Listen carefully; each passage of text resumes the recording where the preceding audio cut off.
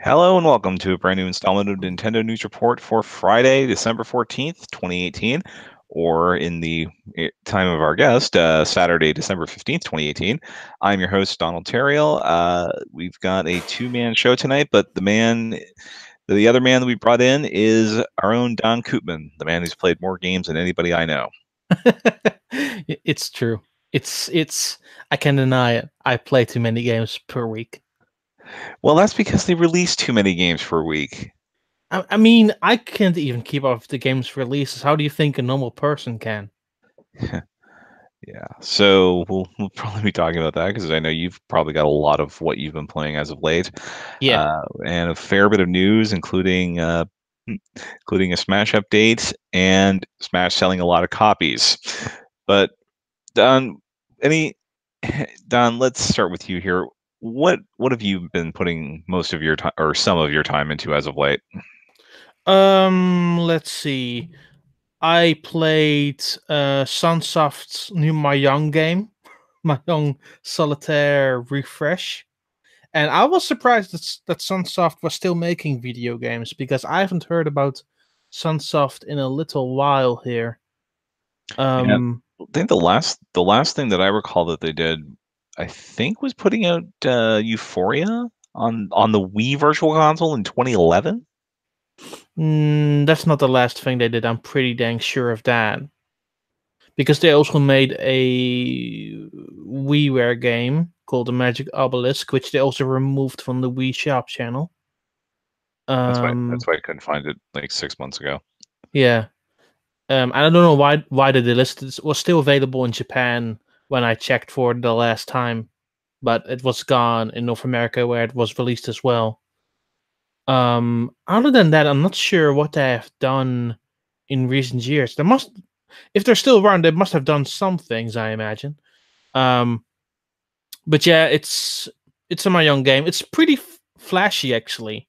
Like there's plenty of fish out there when it comes to like the puzzle market, especially the Mahjong space. But they have made like a pretty flashy version of it. It plays really well. It's the amount of puzzles that they tweaked is really interesting. They make the designs also different. If you want to, you can just press a button and it will mix the tile layers all over again, so you have a new fresh setup in that specific level. And while you play, you play levels across a grid, and then you like backgrounds and different types of music while you play. Yeah, it's pretty good. It is a pretty decent time waster, all things considered. Yeah, because I remember playing a lot of like single player games. I think they called it Shanghai back in the early '90s when I get little shareware versions of it on PC. But and that's out in North America, right? It didn't start out in Japan like you would expect. It came out in Japan a week earlier. It came out this week in North America. For the Japanese version where they hit English, I waited for the American version though. Yeah. And it looks like yeah, Sunsoft's last thing before they did some Iki games and Blaster Master Overdrive, and then Oh they basically yeah. and then they went fallow for about 6 years and then came back with the Shanghai game. Blaster Overdrive was the biggest disappointment I played, and Blaster Zero pretty much destroyed it at every chance it got. Yeah. I mean, I get why they did it. They want to make like a proper sequel to the original, but it basically just felt flat in way too many places. And the style they chose with that game was really, really awful. Um, Once again, Last of Us Zero just destroys it immediately, like from the first level onward.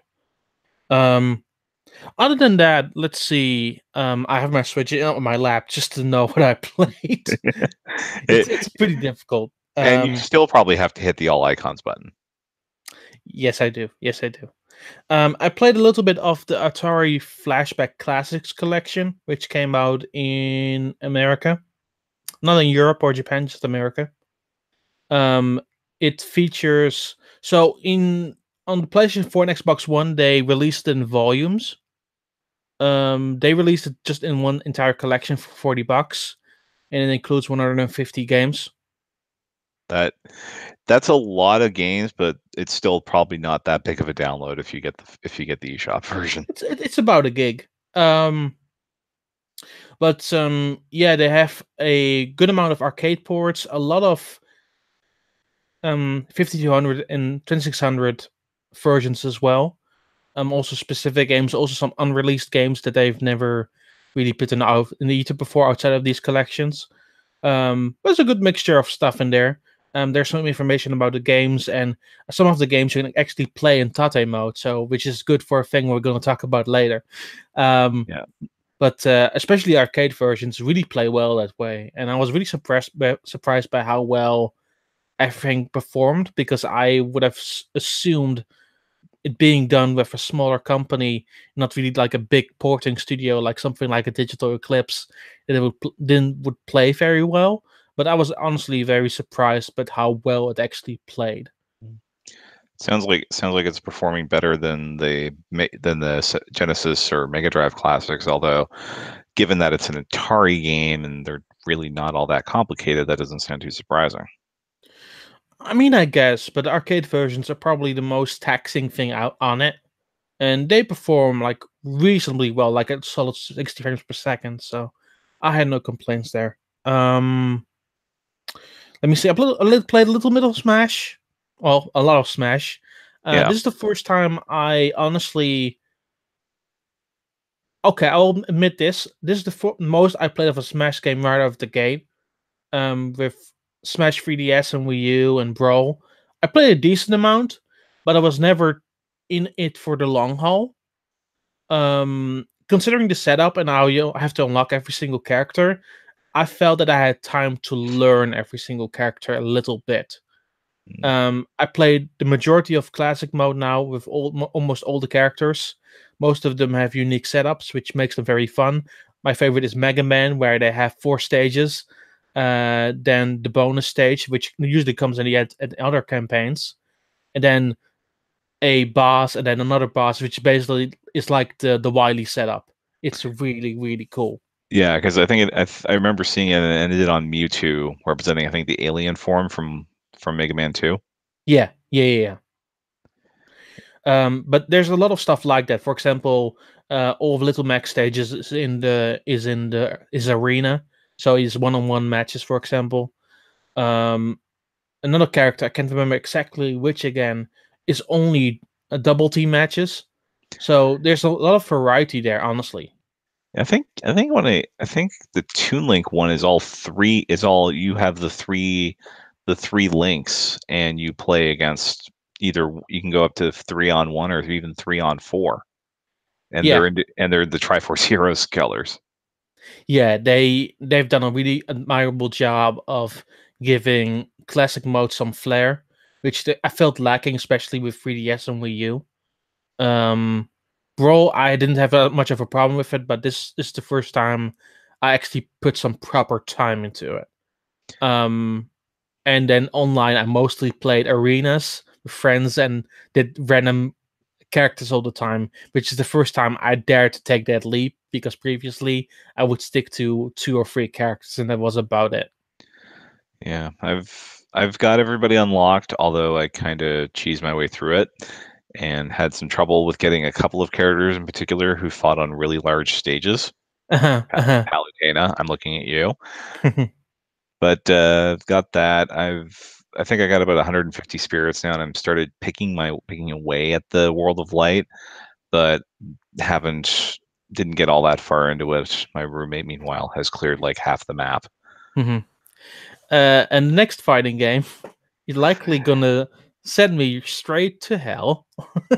It's Fight of Gods.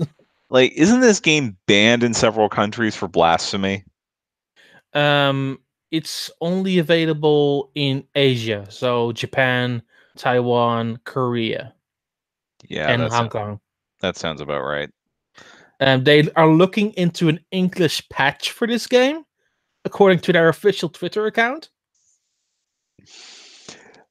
But yeah, this would probably never fly in most countries in the world, because I mean, isn't it literally like Muhammad, Jesus, Buddha. Mohammed is not in this game. Oh, Jesus and Santa Claus are. no wonder this came out in December. So I posted a video for 30 minutes where I basically went through the entire arcade mode as Santa Claus, Ah, and I beat up every single god tier character, and then randomly Santa Claus was in there. I don't get it either. It's the best worst game. Like, I don't think it's the most polished thing out there. At the same time, I had a dumb smile on my face when I was playing it. I think it kind of gives. I think it was going for like that primal rage urge, except without the moves that are banned in most countries. That just have a goofy fun time. Although, like who, like Santa Claus, who did you end up beating up along the way? Aside from, Odin, Jesus. I'm surprised they didn't. There's probably a Greek god thrown in there somewhere too. Zeus, yeah, Zeus, Yeah, yeah. Zeus. Figured. I beat everybody up. And then I ended fighting another Santa Claus as the final boss to prove who the real Santa Claus is. Yeah, and this game coming to North America half past never. I would hope so. At the same time, it's still getting an English patch, so Well, you can do it like you can treat it like Super Robot Wars T. You can just import the damn thing. you can, yeah. And then the last thing that I played through Gris. I don't want to spoil it too much, so I don't want to say too much about it because I feel it's a game that needs to be experienced. I say this very deliberately. Saying too much about it doesn't really help to put the experience into perspective. Because I feel it's very suggestive in how it presents itself. Storytelling is really abstract, and it really comes down what you take away from it. Um, what I will say this though, I think it's one of the better presentations I've seen this entire year. And the mixture of like light puzzles and exploration makes for some really strong gameplay. And it really respects the player's time. Like, there's a ton of extra hidden areas that if you search through them, you get rewarded like very fondly for it. And the music changes with every little bit that you do. It's very intricately designed in every given way. For the longest time, I would thought that Celeste would be likely my number one indie this year. I've now a hard time deciding because Gris is really, really good. Yeah, I pretty much I read our review for it from Jordan Rudek that's on NintendoWorldReport.com now, and then I went home and instantly bought it. I haven't had a chance to play it yet, but I'm. It sounds like it doesn't last too long either. So like it's only what 3 hours to beat it, possibly. My journey took about 6 to 7 hours. Okay. I took my time with it though, so it might be faster depending on what you're searching for, but the best experience is like 6 to 7 hours. Okay. So that sounds like something I could probably take care of in a weekend, which it'd be nice to have something to put at the top of my own game of the year list if it's the level of experience that's been described. Yeah, That's not, by default in the case of Smash Brothers. like the journey of that game is so interesting and severe that I feel that everybody should at least experience it, even if you're not necessarily interested.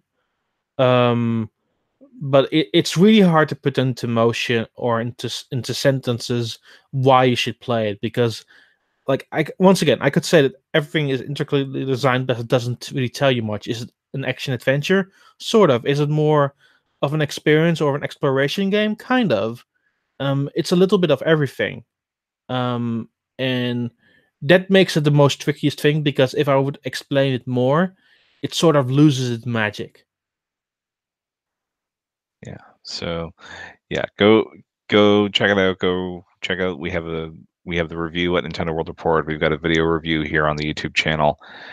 Go take a look at that and see, because Gris is probably going to be for you if you have any interest in it at all.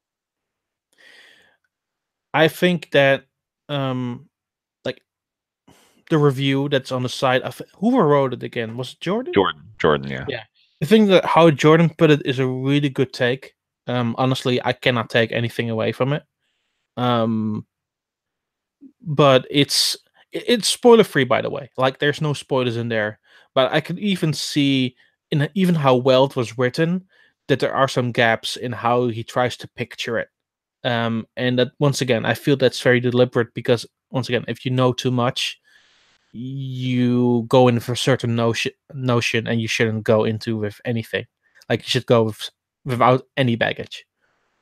But it's such an emotional, wonderful roller coaster that I have not seen since Celeste in January. So basically, it's the perfect bookend to end this year on. All right, looking forward to busting it out myself this weekend. Dale in the chat room asked, "Where's Justin?" He had some things he had to take care of this evening. We were gonna be on last night, but well, I had some family stuff going on that forced a postponement here. So Yeah. sorry about that, folks. But moving on. Aside from Smash Brothers and the death metal update to Fire Emblem Heroes, the main thing that I've got this week is a little toy. I've got my FlipGrip. Yeah, unfortunately, Daan's still waiting for his, thanks to the vagaries of international shipping. But Yes, for 3 days already. It says in transit, leaving Schiphol, Amsterdam, which is the airport over here. So I'm not sure what's going on. I don't know anymore. Yeah, so we've got so the main thing main thing I've set up with it is the SNK collection, because it has a lot of the games that run in the vertical, that are vertical shooters that run well in this orientation. Yeah, Alpha Mission in particular is a great pick for that. Yeah, and it's really cool to see it. I'm actually kind of tempted now to pick up the because would some of the Atari stuff work in this as well? Yes. Okay.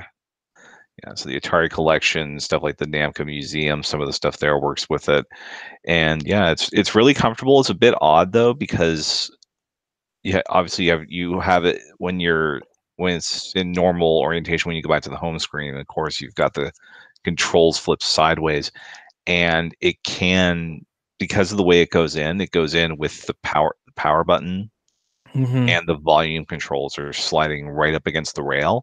So if you're not careful, you can either mute unintentionally or raise the volume up way high on the system when you've got it in the grip. Gotcha. And you have to, and this little latch here that pulls it out, pulls the switch out of the dock like that. So it's going to be pretty comfortable. It's nice for what it's designed for, and I'm probably going to bring it with me when I do the bits stay really well in place, because I've not really heard any impressions on it, because I kind of want to keep that experience to myself, but I kind of want to know if everything like stays nicely in place. Really. Yeah, it's once it's in there, you have to explicitly pull the tab in order to get it to come out. And with the Joy-Cons in the side grips here, they're in there pretty solidly. I can't move them very much at all. Gotcha. Oh, that's good. That's very good. Yeah, and it's a good collection, and the SNK collection actually added like 9 games this week. Most of them came down in an update, but because there's a couple that actually changed the ESRB rating, or have a higher ESRB rating, and I'm pretty sure they have a higher rating for the European boards as well. Yeah. You actually have to go into the game's eShop page and download them. They're free there.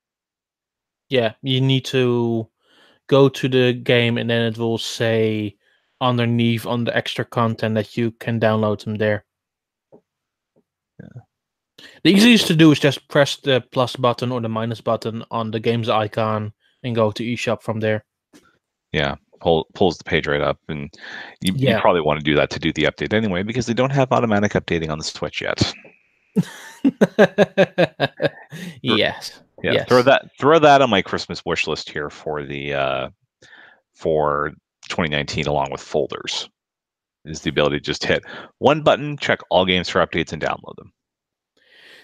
You know, can I say something about that? I slowly start to believe that those features aren't coming. Really?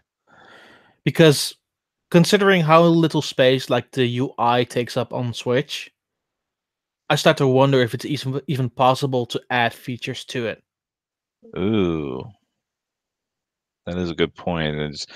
It's just I because I got my 400 gig card a couple weeks ago for the Switch, and now I've got I think I've got every game I own or got code for review is on there, and there's some of the stuff I would just like to shove in a folder and forget about.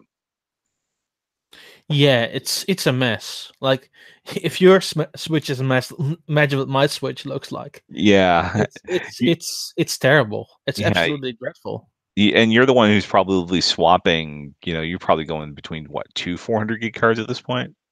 To 256. I don't have a 400 one.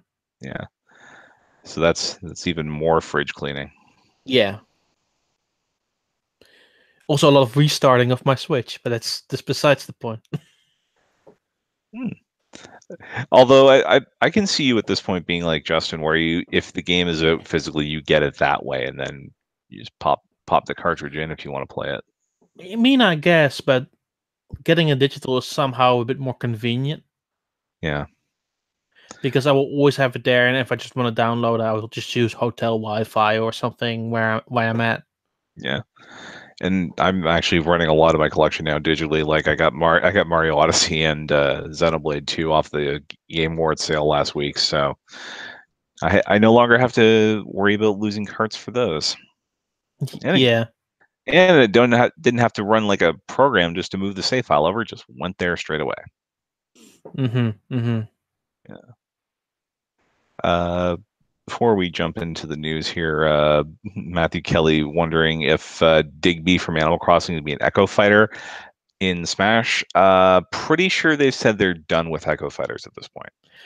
They never explicitly said that, but it's only implied that they never discussed further Echo Fighters. Yeah. I mean, there are a couple of people that I could see as potential echoes down the road, but Mm-hmm. as DLC. But honestly, if they're going to the effort, if the first person they're going to get for the DLC is Joker from Persona 5, Yeah. pretty sure they're going to be doing original movesets for them. Yeah. So it can always be a case of them just adding it because during the Wii U and 3DS period, they also randomly add stages now and again, just Yeah. between periods of DLC. So you never know for sure. Yeah. I wouldn't rule it out, but I wouldn't say it's their biggest priority either. Yeah.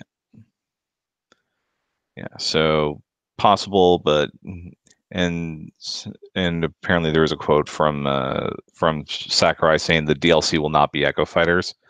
Yeah, And but that's to the paid DLC won't be Echo Fighters, but that doesn't rule out the fact that it could be a free update in a couple of months or in a half year. Like that we don't know. yeah. Simply put. Yeah, and I mean they could do it for the next Smash, but I think if they're going to bring another Animal Crossing character in, it's going to be somebody you've heard of, or at least I've heard of, who hasn't really played an Animal Crossing game, and they're probably going to have a somewhat original moveset. They won't be an Echo. Hmm. All right, but bringing us to the news here, the big news of the week seems to be that, well, their Smash has updated now. We were on version 1.2, and early returns from that seem to indicate that the changes they talked about for multiplayer matchmaking are actually working. Like Okay. you can get matches now, according to our people here who are testing the online obsessively, that yeah, if you set up 1v1, you'll probably get a 1v1 now. I mean, most of the time I didn't use that method anyway. Like I mostly played through arena battles with friends or people from servers or what have you, just to have a tight knit group of people. But it's good that like for people who don't have that luxury, that side of it is fixed. Yeah. Other big things that they did aside from they seem to have changed around some fighters. They didn't really get specific into how they've changed They though. they only named the fighters that were fixed. Yeah. And they made the characters in single player mode easier to unlock. Because they've sure there's a couple of fights I can think of when I was unlocking that, yeah, those felt like intensity 7 or 8 fights. Yeah, I'm pretty sure they were just straight up level 9 CPUs. Yeah. Like there's no way otherwise. Well, I suppose you got to earn it, but I'm apparently I'm either better at Smash or just better at abusing level 9 CPUs than I thought I was, because there's really only like 3 or 4 people I can think of that really gave me any trouble unlocking them. Like I think Roy and Palutena seem to be the two big stumbling blocks for me. I stumbled a lot of times, so I had to do the rematch feature on their games and more. Yeah, so if you're looking, if you lose a match, for those who don't know or didn't get to that point, if you lose a unlock match, a few matches after that, you can go into games and more, and there's a special door there that leads to challengers. This also lets you pick any character you want to fight for the unlock. So if you were playing around in the spirit board and you use, like, let's say I use Ness for a spirit challenge. If I won that and then the challenger fight came in, I would be stuck as Ness. So Yeah, I'd go to the rematch board. Okay, now I'll pull out Egg and unlock the character that way. I mostly use Bowser to get all of the character unlocks. Yeah. Down be for days. And Um, one other thing that I know bit my roommate and at least one member of the staff is that if you're going online, or if you're getting the update, make sure you're online the first time you boot it, because there seemed to be some issue with getting like a black. It was a sort of a soft lock. You could still go to the home screen, power the cycle the game that way, but you would get like a black screen because it was trying to load an announcement of a spirit board event this weekend where characters with glasses are coming in yeah, more often, and you'd have to get past that, and then it would be smooth sailing. yeah, that's that seemed the issue I saw on Twitter. Yeah. So be just mindful of that. In other update news, Stardew Valley finally got the multiplayer update for that, came out this week. You can have your own money, but you can still accomplish the same goals. You know what I was more excited about update wise? What's that? The Overcooked 2 update. Because did it add some? I know that I know a friend of the show, Guillaume, was kind of happy about that one because it seemed to add more stuff for multiplayer. They added support for 2 local multiplayers to play with or against 2 other local players over an online connection, so you don't have to be solo anymore when going online. Well, that's cool. They added 2 more chefs. They added a practice mode, so you can practice endlessly without a time limit. They added new recipes. They added new different 5 kitchens that are very Christmassy themed. And yeah, they added just a whole bunch of extra features and a bunch of bug fixes specifically for consoles. Yeah. So I'm pretty excited for that. And all of that content is free, so you don't have to pay a dime for it, which is very nice. Yeah, and it's really good to see these indie games that are still getting support even after they come out. Like Stardew Valley's been out for over a year, and Switch is getting this update first, even ahead of the other consoles. Mm-hmm, mm-hmm. Not necessarily on PC, but They've had that for a while, but yeah, you get so that's all live now. Just, you do have to seek it. You might have to seek out the update. Just, Yeah. and they also said that there is going to be like they seem to have formed a team now to do more Stardew Valley content. So apparently, given the fact that that game has enough content already, heaven knows what they could add. hmm Don't doesn't have the publisher enough Switch games upcoming as is. Chucklefish, you mean? Or Yeah, Chucklefish.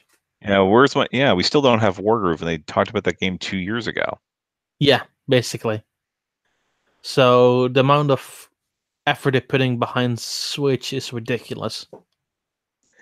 We're getting that a lot though, like from like I think Devolver Digital seems like they've had a game a month for the last 8, and they're still going into 2019.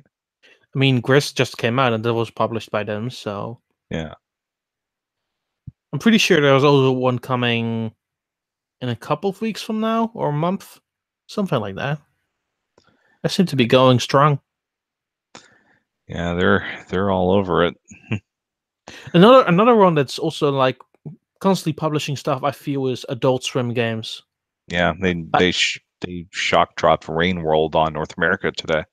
yeah, those two publishers are just randomly dropping stuff out of nowhere, and it's kind of exciting actually. Yeah. Now the and we've got more indie stuff here because the following the Game Awards, normally that would be followed up by the PlayStation Experience, which would show a bunch of PlayStation stuff. But since Sony is apparently all heads down for the PS5 and figuring out how to charge sales tax in Canada finally, the folks at Kind of Funny Games took over that Saturday morning or afternoon time slot, and they showed almost 70 games, and about 30 of them are coming to Switch. Something like that. I felt the percentage was somewhat higher, like 50% or so, because like a good chunk of them had the Switch banner in there. Yeah, But yeah, it was just packed with stuff, like ridiculously so, and I was very impressed by that presentation. yeah, For something that they just organized out of the blue, and something they organized with a bunch of different independent developers and publishers, they got a good amount of stuff in there. Absolutely, really impressive. yeah. Also, a really good Get That Quarantine Circular, which is the follow up by Bitel Games, just released on Switch that same day. Yeah. It's another one of the adventure games from the shorter adventure games. It's apparently that can be knocked out in one sitting. Yeah, I really enjoyed the last one, and I have the new one downloaded. I have not got a chance to play through it yet because I want to dedicate a good chunk of time specifically to that. Yeah, yeah. So some of the bigger announcements that they got from it, Super Meat Boy Forever will be in April of next year. Yes. Uh, Y2K, a game that we play that Nintendo News Report regulars have played at 2 PAX East, none of which was last year's, or none of which was 2018. That's finally coming out on January 17th. Neil would kill me if I didn't mention that The Messenger is getting free DLC next year. Yeah, The, that's very tropical themed. It's very nice. the Picnic Panic. Uh, let's see here. Oh, another game that I played when I went to PAX East in 2017, Away Journey to the Unexpected, finally gets. I played it on free Gamescoms. Yeah, that'll be out February 7th. 13, they showed Double Cross, the 13M Games game, which was later revealed to come out in, I believe it's January 10th for that. A Devolver game, Ape Out, which looks like I don't know what you'd call it, Hotline Simeon. Yeah, yeah, Yeah, that's yeah, that's a good description. yeah. February 7th, and they showed some stuff for Guacamelee 2, and a game set in the Syrian civil war, Bury Bury Me Me My My Love, Love. Yeah, January 10th. that was a really good game, and I'm very glad it's coming to Switch. Yeah, Like in general, once again, the amount of stuff they showed across the entirety of that presentation, I was just super happy with the stuff they get to showcase. We saw a little bit more of Minako's Night Market, for example. Like they packed that to the brim of stuff. yeah. Um, not really Nintendo related, but like the show closer was Judge Eyes, which is now renamed Judgment in North America and Europe, which is a new game from the Yakuza team. Right. And for the first time, like 10 years, a game from that team will have English voice acting. Yeah, they've got there'll be familiar voice actors if you've played a lot of recent video games, but they seem to be doing a way better. They're taking it way more seriously than so the voice actors for the first Yakuza game did on PS2. Yeah, it's really nice to see that how much they are taking this seriously now. Um, like, once again, from top to bottom, it was really fun to watch. Yeah. We're omitting games because simply I'm currently doing this from the top of my head, but like once again, most of the games that they showcased will likely be coming from now until April. So you have a lot of good stuff to look forward to. Yeah, and also they announced that I think the final thing they showed was that Walking Dead, the final season, is not dead, and it's actually going to episode 3 of that's coming out in January 15th. Yeah, 50 of the original developers are now under a new studio that are currently finishing the game.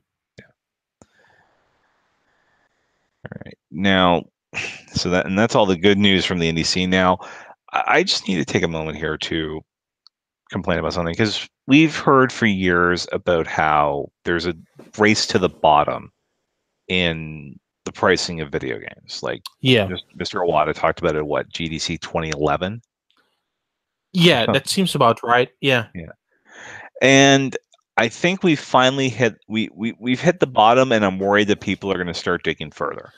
Because right now Mhm. on the Switch eShop, there is a game that is on sale for the price of 1 cent. Perfect. What's called? It's called Bouncy Bob, and it is the first game I can think of for Switch where buying it will not get you a single My Nintendo Gold coin. What about that Zen puzzle game from Cropia? That's a free download. Yeah. But this is the first time you can actually technically give Nintendo money, but not actually get anything for My I Nintendo out of it. I mean, you technically pay 1 cent for it. Who's getting that singular cent? Yeah, I mean because of all the talk of recently about how Epic Game Store is doing an 88-12 split, or the Discord store is doing 90-10. Last time I checked, the Switch eShop was still 70-30. So how do Yeah. you split 1 cent 70-30 unless they're planning to make it up on volume? Because we've seen with stuff like Mm. Arena of Valor just hit 1 million downloads on Switch. Fortnite was 2 million in the first week. So I suppose you could do it that way, but a game that, by all accounts, is not all that good for 1 cent. And I just went into the sales section of the eShop. At least in Canada, it is the number 3 bestseller in that list, behind a game that is itself 90% off in CarQuest and Guacamelee 2. Car Crash was actually a really fun game. It was really surprisingly fun, actually. Yeah. And if you're listening to the audio version, I will let you know that sale is on until January 3rd. Of Bouncy Bob. Bouncy Bob is the sale lasts until January 3rd. It reminds me of the time that the Skunk collection on Wii U was free. And remember, at that point, you got full credit from My Nintendo for buying it. So you could so you actually got 30. Well, this was back when the values were so askew, but you got 30 gold coins for not for basically wasting your bandwidth. Yes, yes, yes, you did. And definitely that would definitely qualify as a waste of bandwidth. But like, because I understand the urge to get you want to get attention, so you make your game really cheap. I know. I I think the only time it's really been justified though is when people were doing it because they wanted people to enjoy games after Iwata died. and they had to get special dispensation from Nintendo to do it. Now it's like, go crazy, folks. Yeah. Like, if there was a specific day where people did this on, then you know what? All the props to them. But there's not a specific day like this. Like, make your game free day, or let people enjoy video games day. Yeah. There's like a free record day, like in the music industry or in the comics industry. Yeah, There's not free something comic. like that in video games. The closest thing we get is the occasional Humble Bundle, and there hasn't been one on Nintendo systems in the last couple of years. But I No, bet we see one next year, though. that's a good chance. Yeah, absolutely. Yeah. I feel that the Switch then has been enough long in the market where some indie developers would consider putting a Humble Bundle together. Yeah. All right. The in terms of other things that are free, the NES games are for December are now up. That's Ninja Gaiden, Lolo, and Wario's Woods. Probably the best lineup they've had for those yet. And there were 2 games that received a special save file this month. In related news, I beat Dr. Mario for the first time. Congratulations! How much work did you put in? More than I expected, actually, because when they said, "Oh, we're going to start you right at the end of level 20 on high, so you can see this, weird cutscene," I thought, "Oh, okay, they're probably going to drop you like 2 or 3 viruses." No, there was a good chunk in there. There was about 5 or 6, and I don't usually play Dr. Mario on high, so it took me a few minutes, but I did eventually get through it, and then I went into stage 21 on high and immediately died. Yeah. The other game with the special save file is Metroid, which will start you at the Ridley fight. Fortuitous timing, I must say. That's the worst way that you can start a save file on. Just immediately on the final boss of a video game. Well, or the second to last boss, but I mean they give you you start with everything, like you have max missiles, you have the ice beam. So you should be, I mean, if you've played Metroid before, you should be able to get through that without any issues. If you haven't, though, you're royally screwed. Yeah. If you haven't, good luck. That's a Star Fox quote. Yeah. It was for John. Ah, fair enough. Yeah. So now the question becomes then, what's going to be what games are going to get added to the service in January? Especially since, well, it's official now that the NES and SNES Classic Minis are both no longer in production. They seem to put a good number out there, so you should still be able to buy one for a few months. But from Reggie said, from here on out, it's going to be Switch Online. I mean, isn't it listed on Nintendo NCL's what is it, website? Let me see. Because usually they plan it like 2 months beforehand. Yeah, but I don't think they've. I know they hadn't updated it last week when I was checking to see if it was in there, but the last thing they had still was the December lineup, and said we'll have more information on what's coming later Oh at a yeah, later date. there's nothing in the schedule anymore. That's interesting. Huh. I hope that, well, let's hope that hope they're pulling out something even bigger here, because we don't know what's more. We'll update the schedule with games for 2019 once they've been selected, which kind of cutting it close here, guys.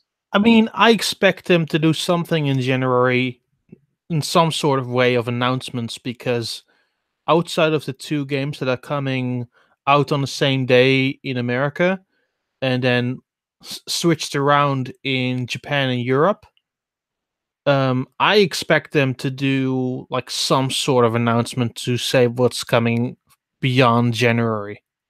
Yeah, because we at this point we have vague windows for stuff, but we don't have, like, the only things we have confirmed release dates for, at least from Nintendo, are, at least in North America, January 4th and 11th.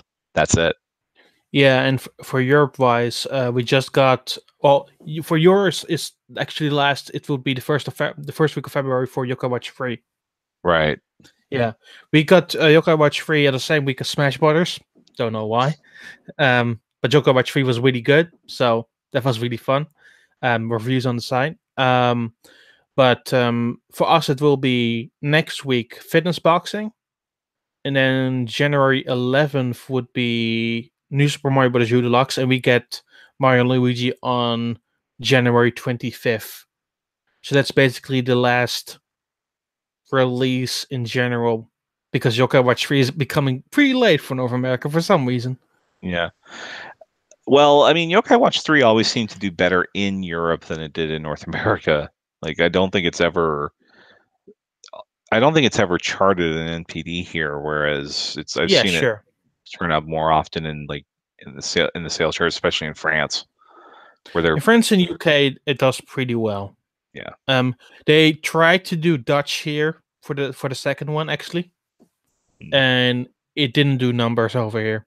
Like Yeah. it didn't chart at all. So Yokai Watch 3 was English only, even for Dutch people. Tough luck. Yeah. But hey, at least this version seems to be the third version that came out in Japan at the end of 2016, but with all of the content that they've ever put out for Yokai Watch 3. I mean, the icon is straight up the third version. I can tell you because I played it. Yeah. That icon is pretty much the straight up the third version. The title song is the third version. Like everything indicates it's basically the third version with everything available to you. And also the most Phoenix Wright plot ever.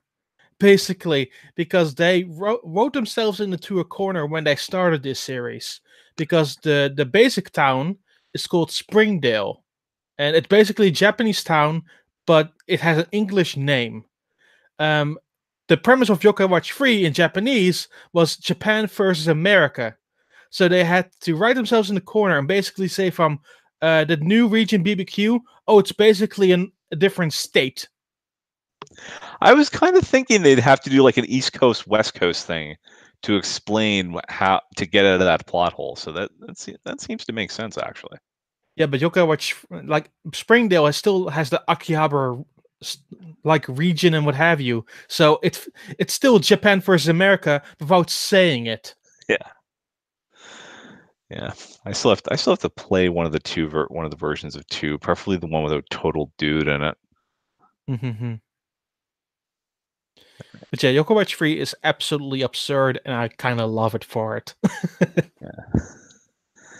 All right. And final story here is something that emerged as a result, actually, of a lawsuit. Nintendo suing an individual for allegedly selling switches that were loaded with pirated software and pirated software loaded onto NES classics. Yes.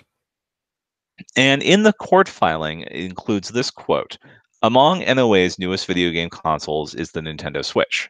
Nintendo Switch users can purchase games either digitally from the official Nintendo Switch online shop (formerly Nintendo eShop) or in physical copies on cartridges, etc." Did they just stealth announce a name change for the eShop on Switch? It seems like it, because why else would it be an illegal document? Yeah. The thing is, though, and this is the most obvious thing, we never heard about this name change. Yeah. So what are they going to put? So is that something else they're going to announce in January, where suddenly the Nintendo, like, I'll be able to use the Nintendo Switch online app in the same way I used to use the PlayStation app, where I could actually buy stuff right I through the app? wonder about that. We don't know yet. I hope so, because that would be really nice, actually. Yeah, it would be and certainly a lot easier to navigate than the web store they have now. But the thing is, though, are they going to fix the freaking eShop? That's the other problem. Like, are they gonna make it, like, basically bring back the Wii U eShop, which was good, except it had no content? Whereas now we've got the content, but we have a very bad navigation system. Let me put it this way. So 2 weeks ago, including demos, including special editions of games, including like regular content, like digital games, there were 50 SKUs on the European eShop in 1 week. There are 48 slots. It didn't fit even in the updated roster that they introduced 3 months ago. That is bonkers. I'm sorry, Nintendo, you've got a problem here. Like, they need to fix that, like, pronto, because weeks like that are bound to happen again. And the more successful the Switch becomes, the more that sells, the more games are going to want to get on the eShop, which means we're going to like 50 like before this year, like 35 games in a week was, oh my God, what are we going to do? Now we're getting that every week. Yeah, like the last 2 weeks have been a bit slower. The one after the 51, but like before that, it was pretty high 30s. Yeah. And I mean, the only reason you would think that it would slow down is because it's Christmas. Yeah, But but even then, we're going to be getting games we have games I think releasing every day next week except Sunday. like the only week I remember last year being totally dead was the first week of January. Then it went straight back up again. Yeah, So the shortest download list I've done this year, I think was the first, yeah, like you said, the first week of January or the last week of December if we go into last year. because then I think there was one hamster game, because they're always every single week. There was a super dodgeball game, Con Bolt or something, was really good. There was Stickball? another Stubbolt, yeah. And there was one more game that week. There were 3 games that week. That was the shortest list we had all year. And then 1 week later, it went straight back to 17. Yeah. So if this Nintendo Switch Online rename happens, I hope it comes along with like a total reboot of the whole of the concept at this point. Like, sure, you have the new releases there, but we need way more options for finding anything in that store. It's bad. It's straight up awful. And it was bad like when the Switch launched, but now it's becoming way more apparent with how things are developing. Yeah, and now we've got three different three different companies now doing retro releases in addition to the Nintendo Switch Online stuff. So Yeah, yeah. But some Hamster is the one that's never going to die. oh, Hamster, like they announced eight more games this week, and I think 2 of them were ones that they had announced previously, but they didn't get around to because they keep popping in things like Athena. Yeah. We now sometimes get 2 games a week, one Neo Geo game, one regular game. And I mean, hell, if they're selling, why not? Yeah, I guess so. They are now the biggest publisher on the eShop, even bigger than Nintendo. Well, that's what happened. Well, they dumped what 7 games on the eShop the first week, the second week the Switch was out, and it's been a game a week ever since. Yeah. So And now I would say last 18 weeks, it has been 2. yeah. So So look forward to 3 hamster games every single week coming 2019. yeah, I think actually, I wouldn't be surprised if we get 3 some week with the hamster game, the other game, and then the Nintendo Arcade Archive games because they're still publishing those too. I mean, are there still many arcade games left to publish? I think they announced 7 when this program began, and I think only like 3 or 4 of them, like 3 or 4 of the ones they have first announced when they said they were going to publish Nintendo arcade games, haven't come out yet. Like Clue Land, I know is one of them. That's a good point, actually. Clue Land, and as Justin would remind us, Ice Climbers. Oh yeah, those 2 are still coming, huh? Yeah. Yeah. Likely one of those will be releasing in January.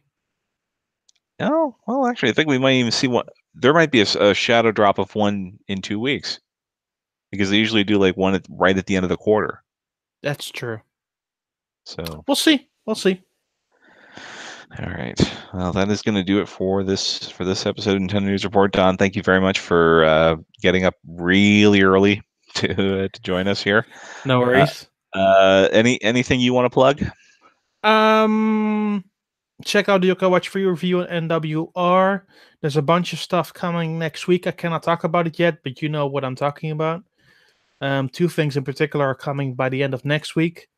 Other than that, Not really all that much going on.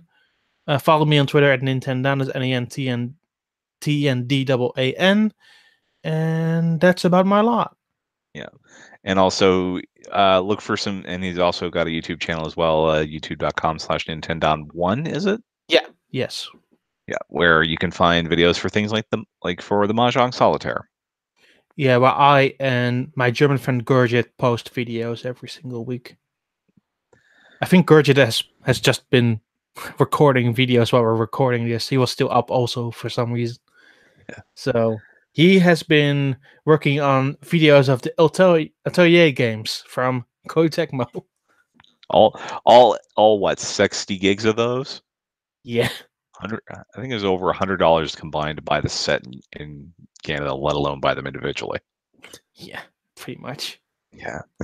As for us, of course, keep it locked here to youtube.com/NWR We have some really interesting videos from Neil about some of the spirit battles in Super Smash Bros. Ultimate. Mhm. I kind of want to do a video of the more cringy ones.